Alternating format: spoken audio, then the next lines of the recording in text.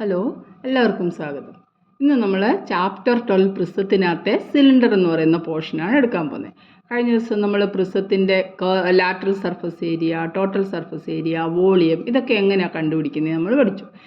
അതിനകത്ത് തന്നെയുള്ളൊരു ചെറിയ പോർഷനാണ് സിലിണ്ടർ എന്ന് പറയുന്നത്. അപ്പോൾ ഈ സിലിണ്ടറിൻ്റെതാ ഞാനവിടെ കേർഡ് സർഫസ് ഏരിയ എന്നൊക്കെ പറഞ്ഞ് എഴുതി വെച്ചിരിക്കുകയാണ്. എന്താണ് ഈ സംഭവം? ഇങ്ങോട്ടൊന്ന് ശ്രദ്ധിച്ചാട്ടെ.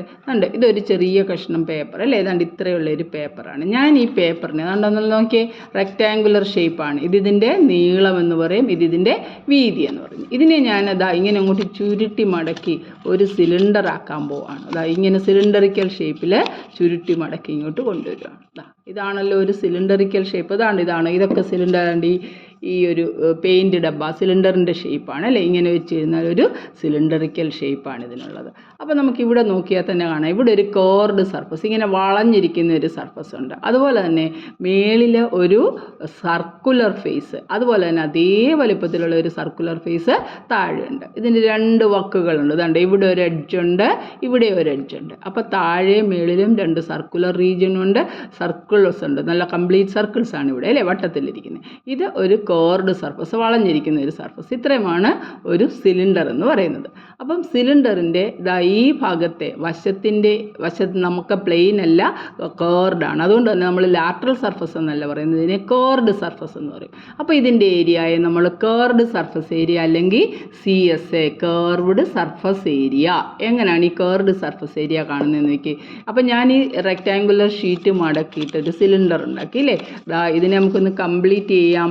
ഇവിടെയും ഒരു സർക്കുലർ റീജിയൻ ഉണ്ട്, ഇവിടെയും ഒരു സർക്കുലർ റീജിയൻ ഉണ്ട്. അപ്പോൾ നമുക്കിതിനെ ഒന്ന് മടക്കിയിട്ട് നമുക്കിതിനെ ഒന്ന് കറക്റ്റ് സിലിണ്ടറാക്കി വെക്കാൻ പറ്റുമോ എന്ന് നോക്കാം. നോക്കിക്കേ, ഇത് വെച്ച് ഇങ്ങോട്ട് അടച്ചപ്പോൾ ഇത് ഇവിടെ അടഞ്ഞു, ഇവിടെ നിന്ന് ഇങ്ങോട്ട് അടച്ചപ്പോൾ കണ്ടോ. അപ്പോൾ രണ്ട് സർക്കുലർ റീജിയൻ ഉണ്ട്, ഇവിടെ ഒരു സർക്കിള്, ഇവിടെ ഒരു സർക്കിള്, പിന്നെ ഒരു റെക്റ്റാങ്കുലർ ഷീറ്റ് ഓഫ് പേപ്പറാണ്. പക്ഷേ ഇവിടെ ഒരു പ്രത്യേകത നോക്കിക്കേ, ഈ സർക്കുലർ ഷീറ്റ് ഞാൻ വെച്ച് അടച്ചപ്പോൾ ഇതിൻ്റെ ഇത്രയും നീളമെന്ന് പറയുന്നത് നമ്മുടെ റെക്റ്റാങ്കിളിൻ്റെ മൊത്തം നീളത്തിന് തുല്യമായി. അതായത് സർക്കിളിൻ്റെ ഈ ചുറ്റുമുള്ള അളവ്, സർക്കംഫറൻസ് എന്നല്ലേ പറയുന്നത്. സർക്കിളിൻ്റെ സർക്കംഫറൻസ് ആണ് നമ്മുടെ റെക്റ്റാങ്കുലർ ഷീറ്റിൻ്റെ നീളം എന്ന് പറയുന്നത്. സർക്കിളിൻ്റെ സർക്കംഫറൻസ് കാണാനുള്ള ഇക്വേഷൻ എന്തുവാ? 2πr. അപ്പോൾ ഈ റെക്റ്റാങ്കുലർ ഷീറ്റിൻ്റെ നീളം എന്ന് പറയുന്നത് നമുക്ക് ഈ സർക്കിളുമായിട്ട് ബന്ധപ്പെടുത്തിയെടുക്കുമ്പോൾ 2πr എന്ന് കിട്ടും. ഇനിയും സിലിണ്ടർ ആക്കി കഴിയുമ്പോൾ ഇതിൻ്റെ പൊക്കമാണ് h അല്ലേ? അപ്പോൾ ഈ സൈഡ് നമുക്ക് h എന്നെടുക്കാം, മറ്റേ സൈഡ് 2πr ആണ്. അപ്പോൾ ഇവിടെ നോക്കിക്കേ, ഇത് h ആണ്, സിലിണ്ടറിൻ്റെ h ആണ്. ഇത്രയും നീളം, അതായത് ഈ സർക്കിളിൻ്റെ 2πr എന്ന് പറയുന്ന സർക്കംഫറൻസ് ആയിരുന്നു നമ്മുടെ റെക്റ്റാങ്കിളിൻ്റെ നീളം എന്ന് പറയുന്നത് 2πr അല്ലേ?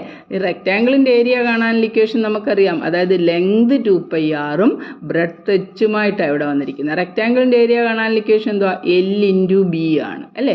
അപ്പോൾ ഇവിടെ L-ന് പകരം 2πr വിട്ടു, B-ക്ക് പകരം h വിട്ട് കഴിഞ്ഞപ്പോൾ നമുക്കിതാ കേർഡ് സർഫസ് ഏരിയ, ഈ വളഞ്ഞിരിക്കുന്ന ഭാഗത്തിൻ്റെ ഏരിയ കിട്ടി. അതായത് കേർഡ് സർഫസ് ഏരിയ കാണാനുള്ള ഇക്വേഷൻ 2πrh. എങ്ങനെയാണ് 2πrh വന്നതെന്ന് മനസ്സിലായല്ലോ?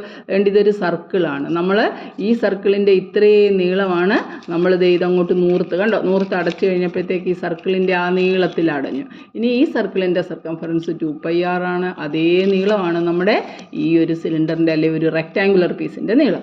ഇനി ടോട്ടൽ സർഫസ് ഏരിയ കാണണമെങ്കിലോ നമുക്കിപ്പം ലാറ്ററൽ അല്ലെ കേർഡ് സർഫസിൻ്റെ ഏരിയ കിട്ടി 2πrh. പിന്നെ ഇവിടെ ഒരു സർക്കിളുണ്ട്, അതിൻ്റെ ഏരിയയും ഇവിടെ ഒരു സർക്കിളിൻ്റെ ഏരിയയും കൂടെ കൂട്ടണം. സർക്കിളിൻ്റെ ഏരിയ നമുക്കറിയാം πr² ആണെന്നറിയാം. ഈ സർക്കിളിൻ്റെ ഏരിയയും എന്താണ്? πr². അങ്ങനെ 2πr² കൂടെ കൂട്ടുന്നുടനെ നമ്മുടെ സിലിണ്ടറിൻ്റെ ടോട്ടൽ സർഫസ് ഏരിയ നമുക്ക് കിട്ടും. അപ്പോൾ ടോട്ടൽ സർഫസ് ഏരിയ കണ്ടുപിടിക്കാനുള്ള ഇക്വേഷൻ എങ്ങനെ ഒന്നുകൂടെ നോക്കിയാൽ ഞാനിവിടെ എഴുതിയിട്ടുണ്ട്. ടോട്ടൽ സർഫസ് ഏരിയ കണ്ടുപിടിക്കുമ്പം നമുക്ക് കേർഡ് സർഫസ് ഏരിയയെ 2πrh-ൻ്റെ കൂടെ സർക്കിളിൻ്റെ ഏരിയ πr² ആണ്, അങ്ങനെ താഴെ മേളിലും ഉള്ളതുകൊണ്ട് 2πr² കൂടെ കൂട്ടും ആണല്ലോ. അതാണ്ട് ഇവിടെ ഒരു 2 ഉണ്ട്, ഇവിടെ ഒരു 2 ഉണ്ട്, കോമൺ ആയിട്ട് എടുക്കാം. പിന്നെ ഇവിടെയും പൈ ഉണ്ട്, ഇവിടെയും പൈ ഉണ്ട്. അപ്പോൾ ഒരു പൈയും ഇങ്ങെടുത്തു. ഇവിടെ r² എന്ന് പറഞ്ഞാൽ r×r ആണല്ലോ. അപ്പോൾ ഇവിടെ നമുക്കൊരു r ഉണ്ട്, അത് ഇങ്ങെടുത്തു. ബാക്കി ഇവിടെ എന്തോ ഉണ്ട്? 2 എടുത്തു, പൈ എടുത്തു, r എടുത്തു. ബാക്കി നമുക്ക് h ഉണ്ട്, പ്ലസ് ഇവിടെ 2 എടുത്തു, പൈ എടുത്തു, r-ലെ 1 എടുത്തു, ബാക്കി r ഉണ്ട്. അപ്പോൾ 2πr×h+r അല്ലെങ്കിൽ ടോട്ടൽ സർഫസ് ഏരിയ നമുക്കൊന്ന് പറയാനുള്ള സൗകര്യത്തിന് 2πr, r-ൽ അവസാനിച്ച് r തന്നെ തുടങ്ങാം, 2πr × r+h. കണ്ടോ 2πr ഇൻറ്റു r+h ആണ് ടോട്ടൽ സർഫസ് ഏരിയ. ഈ ഫോർമുലയൊക്കെ ഇതുപോലെ പഠിച്ചോണം. 10th സ്റ്റാൻഡേർഡിൽ നമുക്ക് ഈ സിലിണ്ടറൊക്കെ തന്നെ ഉണ്ട്, അതുകൊണ്ട് തന്നെ പഠിച്ചോണം. ഇനിയും ഏതൊരു പ്രിസം അല്ലേ, ഇതൊരു നമുക്കറിയാം എന്താണ്ട് ഇവിടെ താഴെ സർക്കിൾ ആയതുകൊണ്ട് ഒരു സർക്കുലം പ്രിസം പോലെ തന്നെ നമുക്കിതിനെ കൺസിഡർ ചെയ്യാം.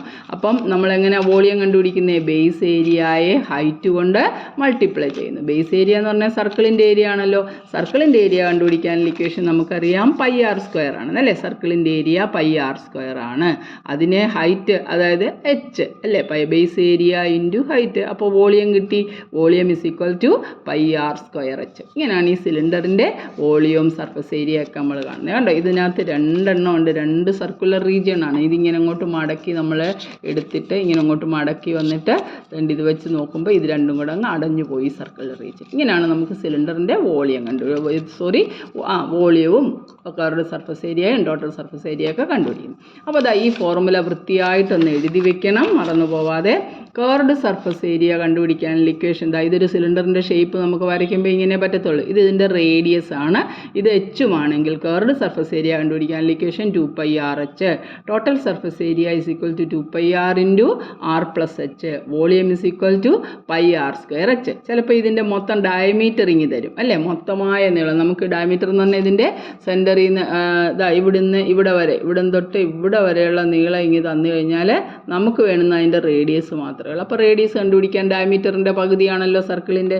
അപ്പോൾ if the diameter is given then radius is equal to diameter divided by 2. അതായത് റേഡിയസിനെ r എന്നുള്ള അക്ഷരം കൊണ്ട് സൂചിപ്പിച്ചാൽ r is equal to d/2. അപ്പോൾ ഇവിടെ വരെയുള്ള കാര്യങ്ങൾ ഇത് ഞാൻ വീണ്ടും എഴുതിയതാണ്. അതിനകത്ത് പൈ എന്നൊരു വിലയുണ്ട്. പൈയുടെ വില ഒന്നുകിൽ 3.14 എന്നിടണം, അല്ലെങ്കിൽ 22/7 എന്നിടണം. ഈ 22/7 എപ്പോഴാണെന്നറിയോ? റേഡിയസ് 7, 14, 7ൻ്റെ മൾട്ടിപ്പിൾസ് വന്നാൽ നമുക്ക് വെട്ടിക്കളയാൻ സൗകര്യമുള്ളതുകൊണ്ട് നമ്മൾ അങ്ങനെ എഴുതണം, അല്ലെങ്കിൽ 3.14. ഇനിയും പൈ എന്ന് തന്നെ ഇട്ടാലും നിങ്ങൾക്ക് മാർക്ക് കിട്ടും. അത് പക്ഷേ വോളിയം അങ്ങനെ എത്ര ലിറ്റർ വെള്ളം കൊള്ളുമെന്നൊക്കെ പറയുമ്പോൾ നമ്മൾ പൈ എന്ന് എഴുതാൻ പറ്റത്തില്ലല്ലോ. അപ്പോൾ നമ്മൾ പൈയുടെ വില 3.14 എന്ന് ഇട്ട് കൊടുക്കണം. ഇതാണ് സിലിണ്ടർ. അപ്പോൾ സിലിണ്ടറിൻ്റെ curved surface area 2πrh, total surface area 2πr into r+h, volume πr²h. Diameter തന്നിരുന്നാൽ റേഡിയസ് എങ്ങനെയാണ് കാണുന്നത്? ഡയമീറ്ററിൻ്റെ പകുതി കണ്ടുപിടിക്കണം. പൈയുടെ വില 3.14 ഓർ 22/7. ഇത്രയും കാര്യങ്ങൾ നമ്മൾ ഇതിനകത്ത് നിന്ന് ഓർത്ത് വയ്ക്കണം. ഇത്രയും ഫോർമുല അറിയാവുന്നുണ്ടെങ്കിൽ കണക്ക് ചെയ്യാൻ പിന്നെ നമുക്ക് ഈസിയാണ്. അപ്പോൾ നമുക്ക് ഓരോരോ കണക്കായിട്ട് ചെയ്യാം. എന്താണെന്ന് നോക്കിയേ. ഫസ്റ്റ് ക്വസ്റ്റ്യൻ എന്താണെന്ന് നോക്കിക്കേ. പേജ് നമ്പർ 206, 207 ഫസ്റ്റ് ചോദ്യം കിടക്കുന്നത്. അപ്പോൾ അത് നമുക്കൊന്ന് ചെയ്ത് നോക്കാം. നോക്ക്, ശ്രദ്ധിച്ചു. ഇതെപ്പോഴും കയ്യിലിരിക്കണം അല്ലേ. നമ്മുടെ curved surface area, total surface area, volume കാണാൻ ഇക്വേഷൻ നമ്മുടെ കയ്യിലുണ്ട്. ഈ ക്വസ്റ്റ്യൻ നോക്കിക്കേ.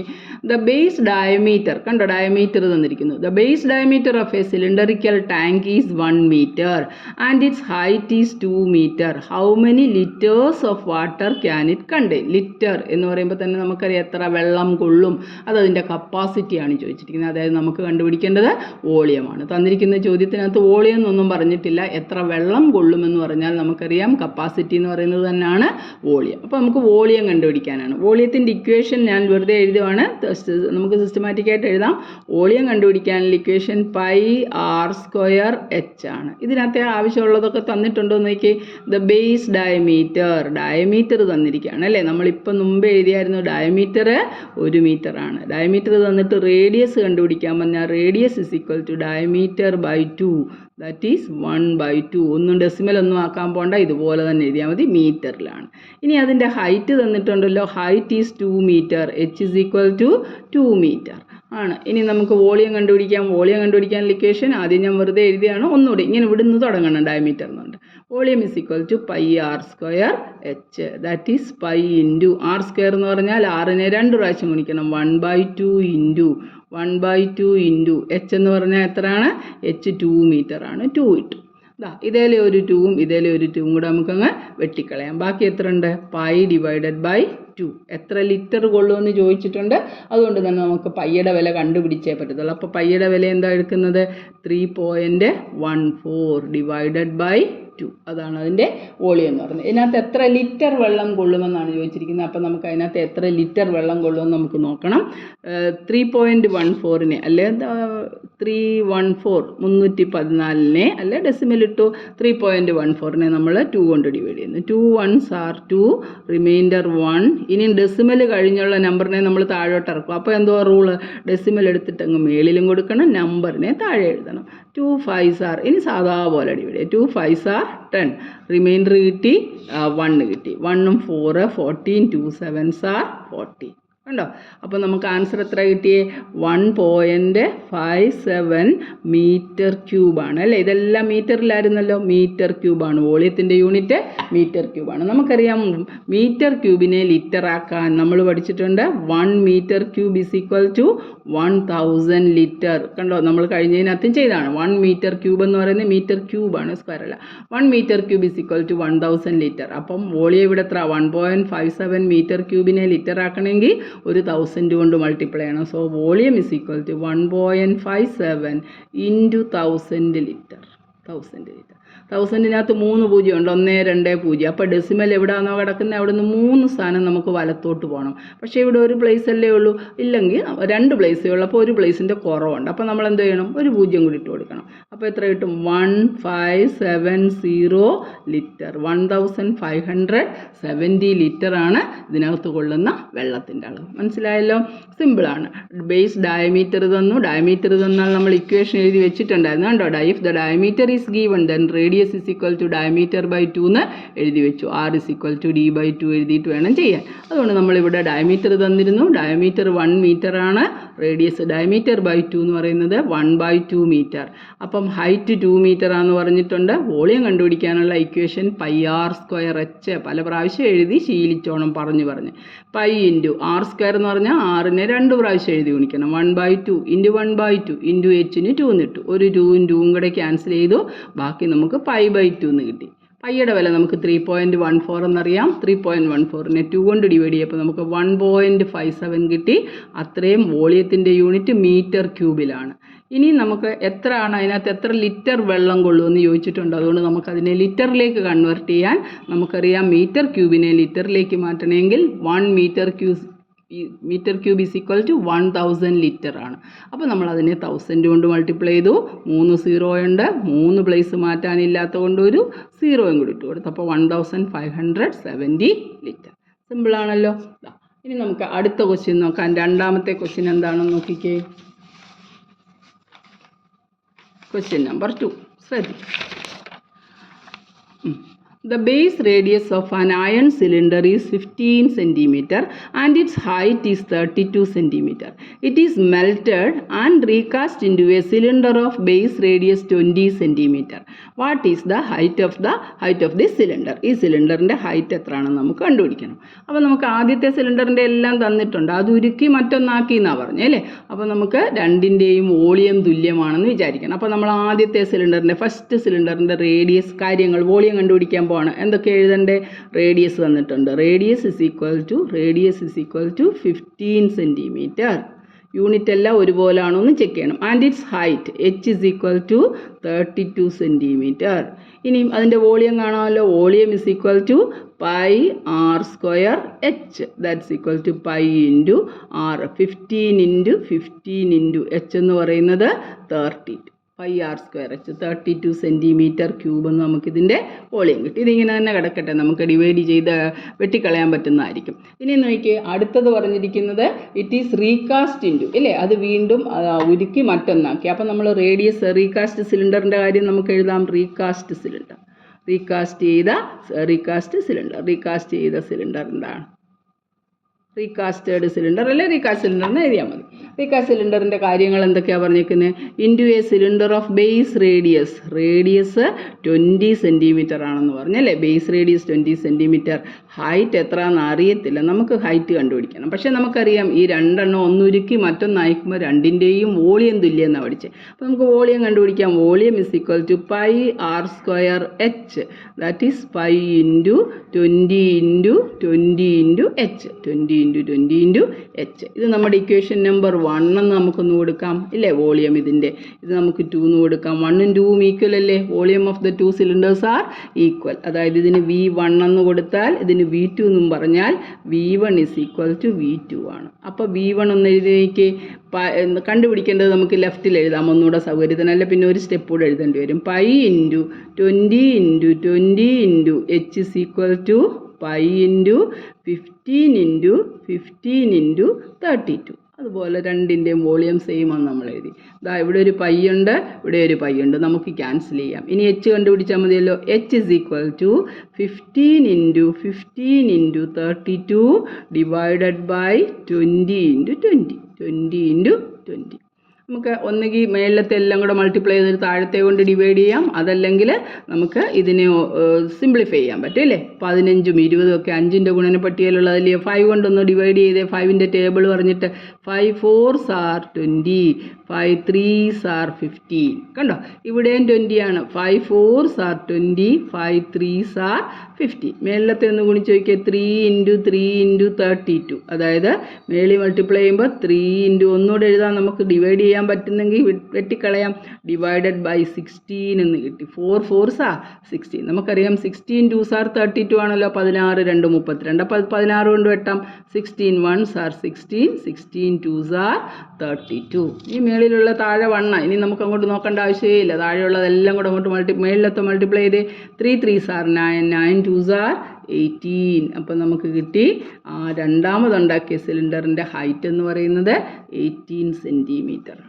കണ്ടോ, എത്ര സിമ്പിളാണ് ചെയ്യാൻ പറ്റുന്നത്. ഫോർമുലയൊക്കെ അറിയാവുന്നുണ്ടെങ്കിൽ ഒരു വിഷയമേ അല്ല നമുക്ക്. കണ്ടോ, അപ്പോൾ ആദ്യത്തെ സിലിണ്ടറിൻ്റെ റേഡിയസ് അറിയാം, ഹൈറ്റ് അറിയാം. അപ്പോൾ നമ്മൾ അതിൻ്റെ വോളിയം കണ്ടുപിടിച്ചു. പൈ ആർ സ്ക്വയർ എച്ച് എന്നെഴുതി. അപ്പോൾ നമുക്ക് ഒരു വോളിയം കിട്ടി. നമ്മളതിനെ സിംപ്ലിഫൈ ചെയ്താൽ പോയില്ല, അത് അതുപോലെ ഇട്ടു. ഇനി റീകാസ്റ്റ് സിലിണ്ടറിൻ്റെ കാര്യം നമ്മൾ പറഞ്ഞു. 20 സെൻറ്റിമീറ്റർ റീകാസ്റ്റഡ് സിലിണ്ടർ എന്ന് എഴുതാം, അല്ല സിലിണ്ടർ റീകാസ്റ്റഡ് എന്തെങ്കിലും വേണേൽ എഴുതിയാൽ കുഴപ്പമില്ല. റേഡിയസ് 20 സെൻറ്റിമീറ്റർ ആണ്. ഹൈറ്റ് കണ്ടുപിടിക്കണം. അതിൻ്റെ വോളിയം നമ്മൾ V2 എന്ന് എടുത്താൽ പൈ ആർ സ്ക്വയർ എച്ചിനകത്ത് pi into 20 into 20 into H ആണ്. ഒന്നുരുക്കി മറ്റൊന്നാക്കുമ്പോൾ രണ്ടിൻ്റെയും വോളിയം സെയിം, ഭാരം സെയിം എന്നാണ് നമ്മൾ മാത്സിനകത്ത് വോളിയം സെയിം എന്ന് വിചാരിക്കും. അപ്പോൾ V1ഉം V2ഉം സെയിം ആണെന്നെടുത്തു. നമ്മൾ V2 ആദ്യം എഴുതി, കാര്യം എച്ച് കണ്ടുപിടിക്കേണ്ട അവിടെ ആണല്ലോ, അല്ല പിന്നെ ഒന്നുകൂടെ തിരിക്കേണ്ടി വന്നേനെ. അതിനുവേണ്ടി pi into 20 into 20 into H is equal to pi into 15 into 15 into 32. പൈയും പൈയും ക്യാൻസലായി.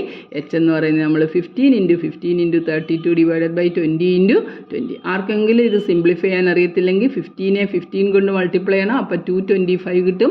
225നെ 32 കൊണ്ട് മൾട്ടിപ്ലൈ ചെയ്ത് കിട്ടുന്ന ആൻസറിനെ 20 ഇൻറ്റു 20 400 കൊണ്ട് ഡിവൈഡ് ചെയ്യണം. അപ്പോൾ നമുക്ക് അതേ ആൻസർ തന്നെ കിട്ടും. ഇതിങ്ങനെ സിംപ്ലിഫൈ ചെയ്യാൻ നമ്മൾ പഠിക്കണം. നമ്മൾ പഠിച്ചിട്ടില്ലെങ്കിൽ ഒരേ ടേബിൾ, ഒരേ മൾട്ടിപ്ലിക്കേഷൻ ടേബിളിനകത്ത് പോകുന്നതായിരിക്കണം രണ്ടും. അപ്പോൾ ആ ടേബിൾ അങ്ങോട്ട് പറഞ്ഞ് അവിടെ വെച്ച് താഴെ മേളിലും ഡിനോമിനേറ്ററിനെ ന്യൂമറേറ്ററിനെ ഒരേ ടേബിൾ കൊണ്ട് തന്നെ ആയിരിക്കണം നമ്മൾ ഡിവൈഡ് ചെയ്യേണ്ടത്. ഡിവൈഡ് ചെയ്ത് കഴിയുമ്പോൾ നമുക്ക് ആൻസർ കിട്ടും. അപ്പോൾ നമുക്ക് എത്ര കിട്ടി? H is equal to 18 centimetre. അപ്പോൾ ഇതിൻ്റെ രണ്ട് കണക്ക് ബാക്കിയുള്ളത് നമുക്ക് പിന്നെ ചെയ്യാം. എല്ലാം ശ്രദ്ധയോടെ ഫോർമുല വീണ്ടും ഇതുപോലെ ഫോർമുല നല്ലവണ്ണം പഠിച്ചോണം. അന്നേരം നമുക്ക് ബാക്കി കർവ്ഡ് സർഫസ് ഏരിയയും ടോട്ടൽ സർഫസ് ഏരിയ ഒക്കെ ചെയ്യാൻ നമുക്ക് വേഗമാകും. അതുകൊണ്ട് ഈ ഫോർമുല നന്നായിട്ട് പഠിച്ചിട്ട് ഇതും അതിൻ്റെ ബാക്കി വോളിയത്തിൻ്റെ കണക്കും ആ പോർഷൻ കൂടെ നമുക്ക് നാളെ ചെയ്യാം. അപ്പോൾ ബൈ, നന്നായിട്ട് പഠിച്ചോട്ടെ.